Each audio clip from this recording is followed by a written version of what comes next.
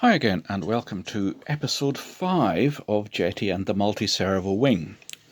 This one is going to look at very much a glider bias rather than the sort of large landing flap that you'd have in a power model that we looked at in episode 4 and episode 3. So we'll be looking at setting up a speed mode with a bit of reflex, normal mode, and thermal mode with a little bit of down flap for extra lift, and then setting up the crow or butterfly braking in addition to that. In Britain we tend to call it crow, a lot of other countries call it butterfly.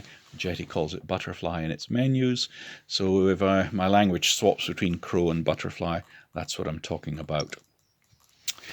The basic model has already been set up.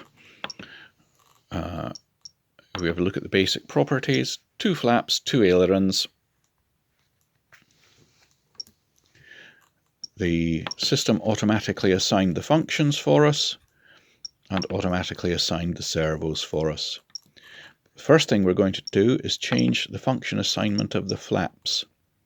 The flaps function still exists because that's what created the flap servos in the servo assignment.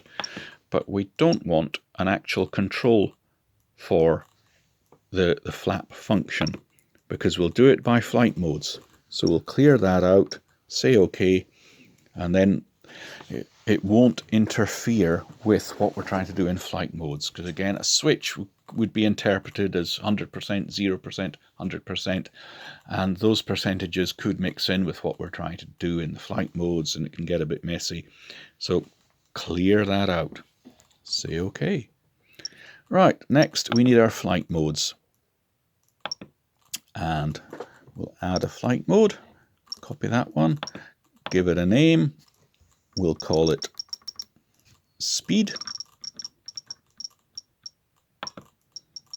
Just to save time, I'll call it SP. OK. Don't need to bother with delays. Switch. I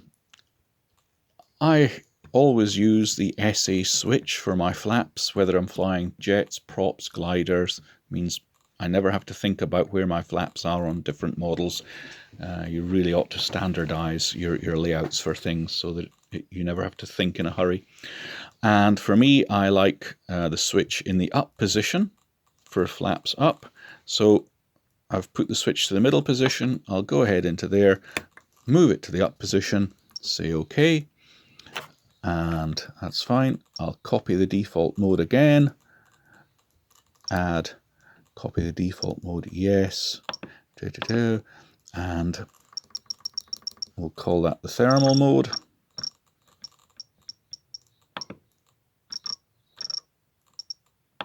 I'll just do that to save time. I'll put my switch back to the mid position, which is where I like my cruise around mode. I like to move the switch downwards to have down flap, so I can go into here, move the switch to the down position, say OK. And there we are. If the switch is in the mid position, neither of those modes is on, therefore we're at the default mode. Switch up, speed mode comes on, switch to the middle, default mode, switch down, goes to thermal mode. Okie doke. Right. In the last couple of videos, I think episode 3 and 4, we looked at setting the different flap travels in the butterfly flaps menu. I'm not going to use that this time. I'm going to use flight mode trim to set the flaps and indeed the ailerons. Now the reason for this is I need to leave the butterfly flaps menu clear for the proportional stick I want to use in crow or butterfly braking. And you're thinking, well, why didn't you use flight mode trim in the previous menus, Harry? Because, you know, you're telling us to use it now for the flaps. Well, the reason is flight mode trim gives away the fact that it's like the trim buttons. It has a limited movement, much smaller travel than a control would have. Like using the trim buttons, you don't get full travel, you only get partial travel. Whereas the butterfly menu allows you it's a control, so you get the full travel of the servo. And when we're doing these thermal and speed modes on the glider, we're only after small movements of the flap. Sometimes you're only after, 1, 2, 3 millimeters at the trailing edge. So the fact that it's a trim and has much less travel available to it than a control is not a problem for us. But we couldn't use trim when we're going for big flap deflections that we'd use in a power model. Anyway, so we go into flight mode trim, and we'll want the ailerons and the flaps to be set specific to the flight mode. So we'll go along here and we'll say S, and we'll come down to flaps and we'll say S. That means separate per values for each flight mode that we're in. Lovely. So we'll go up here, and in the default mode, now there's normal flying around, we don't want any deflections. So we'll go to speed mode, and if I dial in a number, notice that both of them are going up together, which is fine. If you find that the actual controls surfaces have moved slightly different amounts due to tiny variations in servos, linkages and whatnot, press the symmetry button. At the moment symmetry is switched on, so it's symmetrical. In other words, it adjusts them the same. Switch it off. You can move one of them by itself. And having done that, if you were to press symmetry on again, it will now lock them in step, but with that difference locked in. So I'll press symmetry off, get those back to the same value for the moment, symmetry on, and show you what's happening. There's the aileron. I'll put it back to 0, and I'll step it up 10% at a time. See, as I turn the wheel, there we go. We don't need 120%. I'll set it to 100%. You see, there's 100% travel. It's not much, is it? A lot less than if we, because it's a trim, it's a lot less than if we were using the butterfly menu, which is a control. But with the glider, doesn't matter. I'll set it back to 50. I mean, these are huge numbers. In reality, I find, in my gliders, you can often just be using a few percent. Particularly speed mode, you often just want the trailing edge up 1 to 2 millimeters. But there we go. So I can switch their speed mode. Notice the flaps aren't moving yet because we haven't given them a value. But our two ailerons are responding to speed mode. Okay, make sure we're back in speed mode. We can come out of the ailerons, down to the flaps, into them, and give them a value.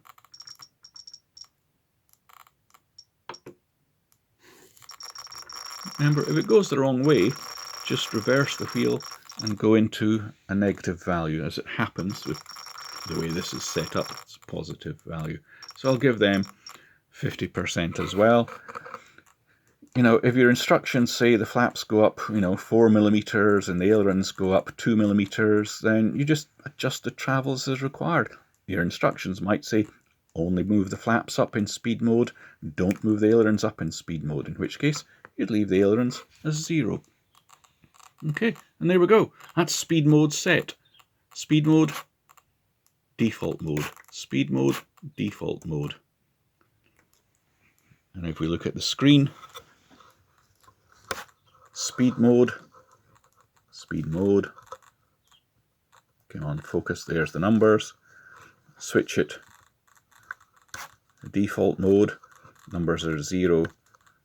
Now thermal mode, let's set some thermal flap. We're on the flaps, symmetrical, let's wind up a number, let's call it 50, we'll call it 60%, just so you can see the difference on the screen really. So there's both flaps. Speed, norm, default, thermal, thermal, default, speed mode. Back into thermal mode. We're happy with that. Come up to ailerons and set. Make sure you're still in the thermal mode. Set whatever value you want for ailerons. See the flaps are down? No, we need a negative value. Bring the ailerons down a bit. So there we are. You can see separate values. If you switch off symmetry, you can have tiny individual differences if you want, just to really fine-tune your travels. Not a problem. So there we go. There is thermal mode on your flaps and ailerons, default mode, speed mode. Okay, so that's our flaps and ailerons set for the 3 different modes. Say OK to that. Come down to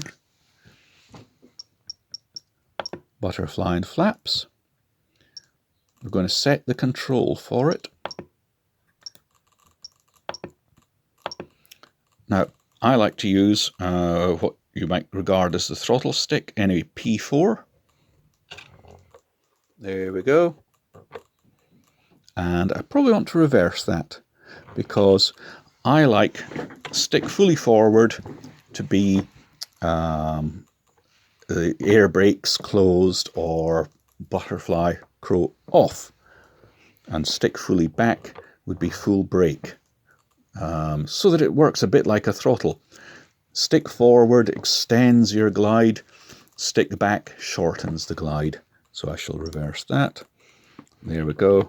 100% with this, or 100% with the stick all the way back, 0 with the stick forward. Say OK. Come down to our ailerons flaps adjustment. Now, this is setting the maximum value that it could travel when you've got the full crow in place. Okay, so you might want the ailerons to be able to travel up 100% or 50%. Let's just say, for the sake of it, 50%. If I pull the stick into place, so for me that's butterfly or crow off, brakes, butterfly, crow on. Now, if I start winding up the value in ailerons, we'll see if it goes the right way. Yes, it does. If it doesn't, just wind the control the other way into negative numbers.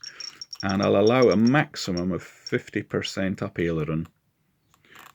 So if I move control P4 all the way forward, that should come off. Indeed it does. And there's my 2 ailerons set. I'll leave it there. Come down to flaps, set a maximum value here. Again, if I've pulled the stick into the crow brake or air brake position, whatever you want to call it, and I'll now start winding a value. It's going the wrong way, so I'll wind that way, and we'll allow this a maximum of 100% because it really does apply some good braking. Say OK to that. And there we go. No crow, crow, no crow, crow. We've still got, it works, by the way, in all flight modes. There's speed mode, default mode, thermal mode. It still works. Reason being that we've got it as a global, which I'm quite happy to leave it in because I'd be normally coming around in default mode anyway. If you'd accidentally left yourself in speed or thermal mode and you come into land and pull the crow brakes, it'd be nice if they still work. Whereas if you'd set it up only to work in default mode, you could have, forgotten you've left yourself in speed or thermal mode, come round to land, you pull the brake lever and nothing happens. Oh my God, you start fumbling for switches to get in the right mode, by which time you've already started to overshoot the landing area and you've got problems. So I like to leave it there. And that's it.